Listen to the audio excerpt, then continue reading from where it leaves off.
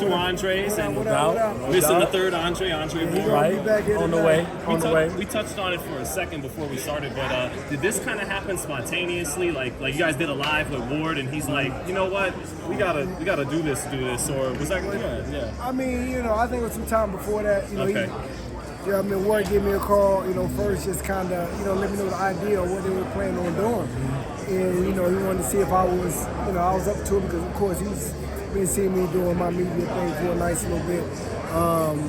So he brought me in, and then, we ended up bringing Dirrell in, and the whole concept kind of just came together kind of just naturally because we were just, we would hop on the phone with each other all the time and just chop it up. And we said, let's do a show. We've been brothers throughout our whole career, yeah, man. like I said, we've known each other. So we just been tapped in, you know what I'm saying? Like I said, we've known each other since we've been 14, 15 years old. So, and of course, like I said, we went through everything together from the Olympics to the pro, blase. So just having all the experience and basically just being able to create an atmosphere that is coming from real fighters. That are being able to speak about real experiences and having some real stories and bringing it to all the smoke, man. So we got a lot more new things, that are coming to all the smoke, different shows. Just a lot of dope things, man. It should be dope. That's dope, man. You guys break down the Shakur and Tank. It went super in depth. It went crazy. That's a pleasure of being in the ring, right? Knowing boxing inside and out, right? So I think that's big, man. We got a lot of knowledge up top. We have a lot of conversation about this knowledge that we carry and how we're going to carry this podcast, man. So again, man, we're definitely looking forward to it, man. I wouldn't have it with any other way. Berto, Andre Ward, me and him first met when we was 15 in the dual meet in Mexico. You know what I'm saying? Found out we was the same age, same name, born on the same day. Tapped in with my boy Ward, and we all just kept that. We just kept that connection throughout our whole entire careers, man. So you guys are about to see big things. There's a lot of athletes, pro football players, pro basketball players. Right. They turn to commentary. They turn to covering the sport after they step away. Do y'all think that that's something that should be seen more in boxing because it's such a in-depth thing and something that fighters need to be more vocal about? Yeah, of course, I believe so because, it's nothing like going through this type of fire and being able to speak about it, man. And, to be able to have guys that can really, just very much articulate their experiences to the crowd, I think is needed. Because, you see a lot of boxing and they have like this thing about us that we don't really know how to articulate ourselves about a lot of situations, you know what I'm saying? So I think it's very, very, very important that we have somewhat of a hub like this when it comes to, certain guys who can bring our brothers in and really speak about our experiences and really have these great stories. And just like he said, I'm starting to see a lot of NBA guys, starting to see a lot of, guys in the NFL. They're starting to take that same approach because we have millions of fans all around the world, and these fans want to hear from our mouths. They want to hear about these experiences from our mouths because a lot of these people, they probably won't ever step into the ring.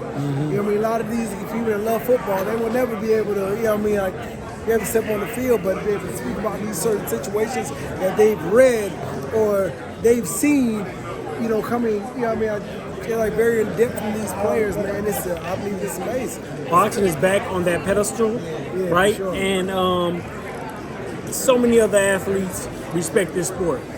I can work with a professional ball player, football, basketball, soccer, I don't care who it is. Every single one I had the opportunity to work with the mitts told me straight up, man, I got respect for this sport. I didn't ask. They say it, right? And boxing is back on that pedestal where it belongs. It's a very, very difficult sport. Again, like I said up top, listen, in boxing, you either kicking your ass or your opponent doing it for you. It's that kind of sport, and I understand why they got that respect. So I believe we're doing a good job of carrying that torch. I love the fact that other athletes from other sports speak on it as well. That gives boxing the validity that it needs, right? And then us on top of that coming on. The beginning too, man. Like I said, just being young and being able to continue to speak on our experiences, I think, you find a lot of other situations. You see a lot of these older fighters that are probably just like over the hill, or they look a little bit, like you know, I mean, just like burnt out to a sense, you know.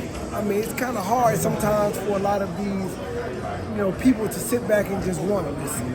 But if you have young guys that just got finished right off the back of their careers, that didn't let the game just destroy us and very much speak about a lot of different experiences in the game, I believe that's just the way to go. And right now, the boxing space has just been getting just so big now. You know, it's just been getting, you know, a lot of, I mean, it's just been going to a whole nother level just of, you know, I mean, just notoriety to the young kids as well. It's that time.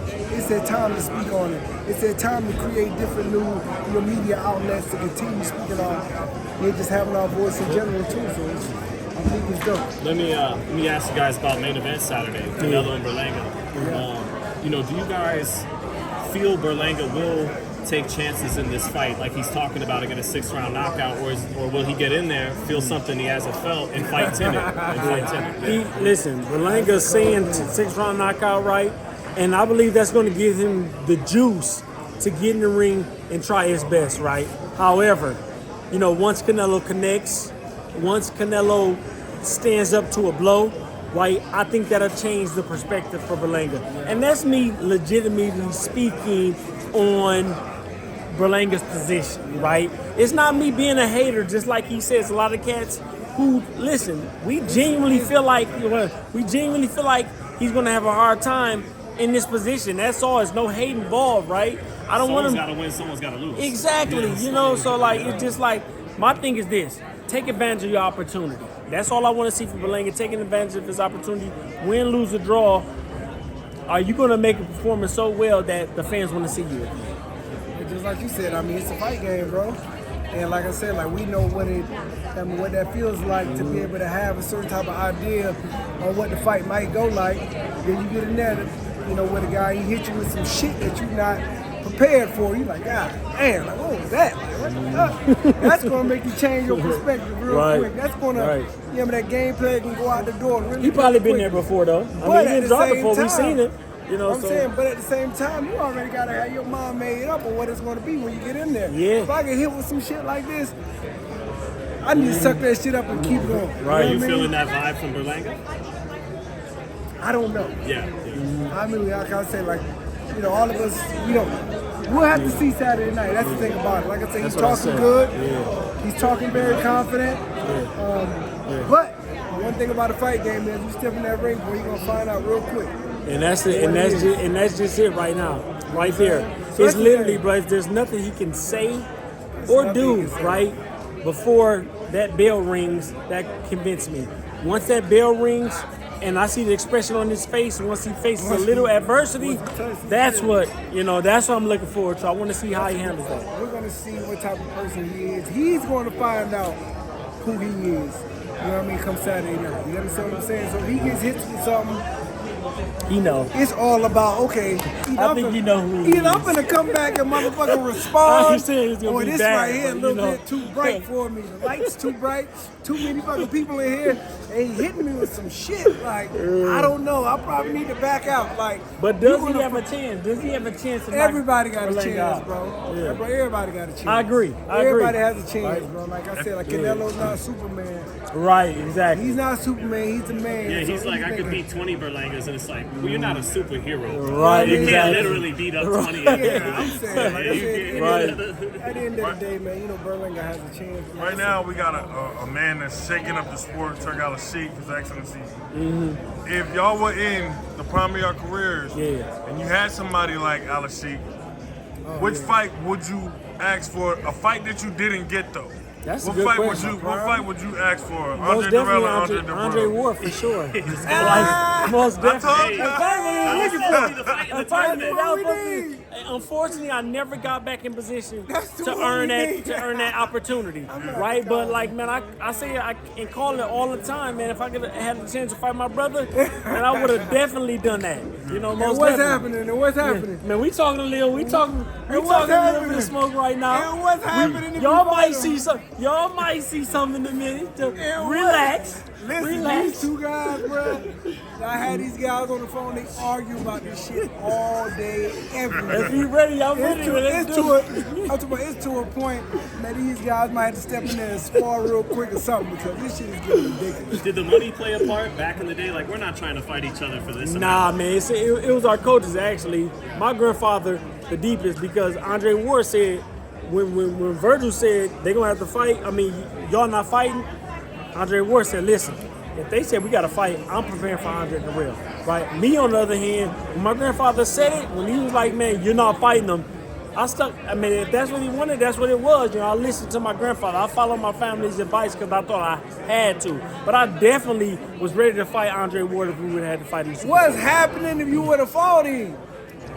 Do I need to call him on FaceTime? You put him on the phone, man. I'm telling you right now. Y'all gonna hit it all day. You definitely gonna hit it all day.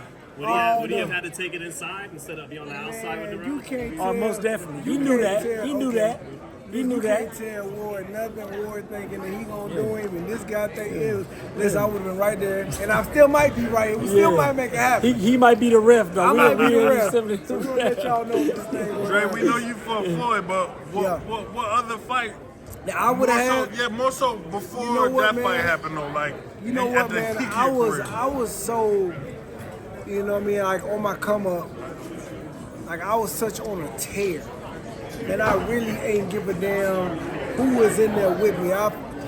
In my mind, I felt like I could whoop anybody. I remember being when I fought Stevie Forbes, right after he fought De La Hoya. I forgot about that. I fought. You don't know. I fought Stevie Forbes. How you doing? I fought Stevie Forbes, and I remember asking my promoter, Lou DeBella, I want to fight De La Hoya next. And he fought him. I beat him better. Let's fight De La Hoya. You know, I was asking for crazy stuff. That's crazy. When I was younger, you couldn't tell me nothing, bro. Would have liked that Mosley fight. That never. I was know. I believe know. I believe a lot of people believe that. That's another fight too, man. That I believe that would have been amazing. You know, like I said, I was in training camp with Winky Wright when he fought Ike Cortez. And you know, me and Winky was, you know, like I said, we was going in, like we had some classic, you know, sparring matches. And I remember, you know, I mean, after he fought Ike, I wanted to fight Ike next too. You know what I mean? Like early in my career, but like I said, that was just me, just having that young pride and ego. Drop the footage, Andre. Oh man. Drop the Winky Wright We got Florida some sparring footage. session. Oh, I like that. We got some I know. footage. Hey, you might want to do that, bro. Listen, me and Wink done had some scraps. Scraps. Thank you, fellas. My man. Appreciate it. Appreciate y'all. No doubt. No doubt.